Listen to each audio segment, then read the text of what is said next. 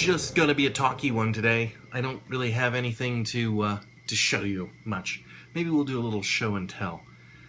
Yesterday we were in training all day for camp, and for a variety of reasons I don't have anything to show you from that. Principally because, well, it's got other people in it. It's none of not my business to be showing them around. And that's a bunch of people sitting around eating pizza is, well, possibly too tedious even for this vlog. So I won't do that. Saturday I was doing those videos, and I haven't published those yet because I've decided to completely redo those videos, and I should do that tonight if I possibly have the time. At least something. So, yeah. That kind of thing. Got a couple things today that are of interest to me, and so we'll play show and tell. The first is, I mentioned the other day, if you've been paying attention, I mentioned the Tilly hat, the famous Tilly hat, and this is my Save Me at Vasquez Rock hat. Now, the reason I got this one is because this general style, I hate hats. I really do, in a way. They're very practical, and so therefore, you know, there are times and places to wear a hat, and but as a fashion statement, generally speaking, no. But you know, you still have your preferences, and I kind of like this style hat, sort of a little bit of a jungle explorer kind of look, and like I said, it does get pretty filthy, and you can just chuck it in the washer or soak it in water and dry it out, and everything's hunky-dory again.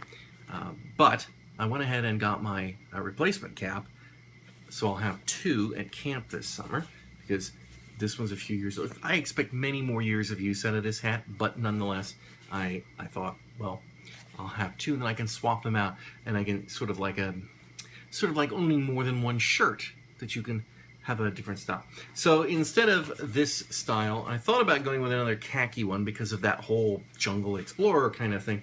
But I thought, well, but let's go with sun, and I'll go with a lighter colored one. So I picked up this one, which is of course a similar style, but not exactly. Well, that's a bit bright there, isn't it? But not exactly. See, this one's more round on the top, whereas this one's kind of got let's see that. Yeah, see, it's kind of got more of a point, which in that way I like this part better. But in this case, for this one, of course you can wear the hat front and back. This one's lighter, so it's better at sun reflectivity.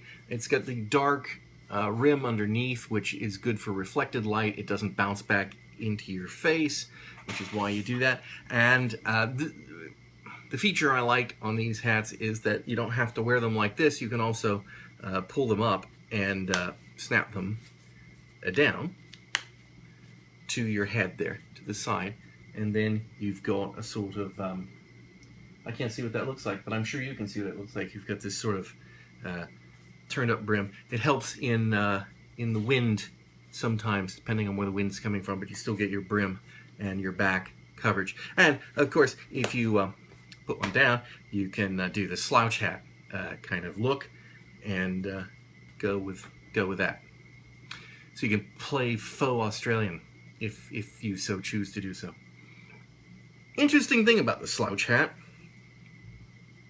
The intent behind the slouch hat back in, I guess Victorian times when they came about with them, was that by having the brim of the hat up, it didn't interfere with carrying a rifle, which would be fine, but of course in those days, then they wore them like this, because your rifle would be on this side, right? Pull down, shoot, kind of thing, right-handed.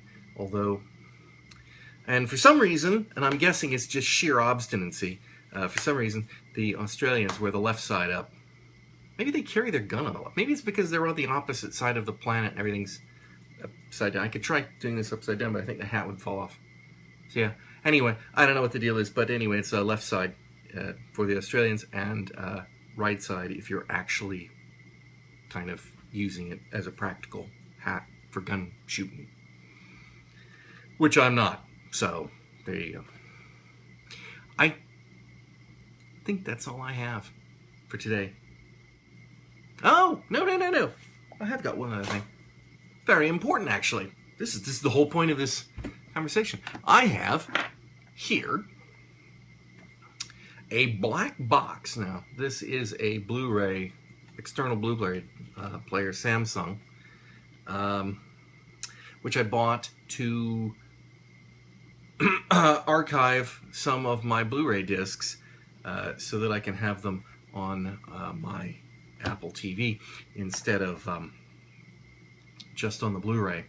And I was surprised at how sort of difficult it was to make it work on a Mac. I mean, Macs are pretty good about just plugging stuff in and it goes. But Blu-ray, you plug that in, it brings it up as a big DVD-ROM. But that's it. It does not play Blu-ray discs. And that's a burner, of course. I don't even think you can buy them that aren't burners anyway. But so I had to do a little hunting. So if you are trying to get your Mac to connect to a Blu-ray burner, and your hope is to use it to rip some Blu-ray discs off, Handbrake is capable of doing it, but it is not capable of reading the Blu-ray disc directly. You actually have to convert the Blu-ray to some other format, like an MKV format, and then Handbrake can take that format and convert it. But I found online, and I'm not going to post the link to this, you can search for it yourself, because I didn't save the link. I found well, first off, you need a program. Make MKV, I believe, is the program I picked up, and it was designed. There's a Mac and Windows version, but it's designed to rip Blu-ray discs and turn them into MKVs, which is a hateful, evil format, which I hate beyond compare. But this is the cool part. There are tools that go with it, and you can, because it's basically Linux-based originally, and you can go into your terminal on the Mac and create a couple of symbolic links between dynamic libraries that are inside the Make MKV package, application package, and by making those links and putting them where they need to be in your home folder, Handbrake can use those to directly read your Blu-ray disc. So once I did that and rebooted the system and plugged it in, rips Blu-rays just like a champ, which is what I needed it to do. So I'm very pleased with that, although I really should write that down somewhere, because someday I'll get a new Mac and then I'll be SOL again. Okay, this time for sure. Remember, like, comment, and subscribe, and we will talk to you next time. How's that for a quick exit? Is that quick enough? Because I could drag it on. I could definitely drag the exit out longer if that were the thing I wanted to do, but it really isn't. So I suppose I should probably just sort of stop.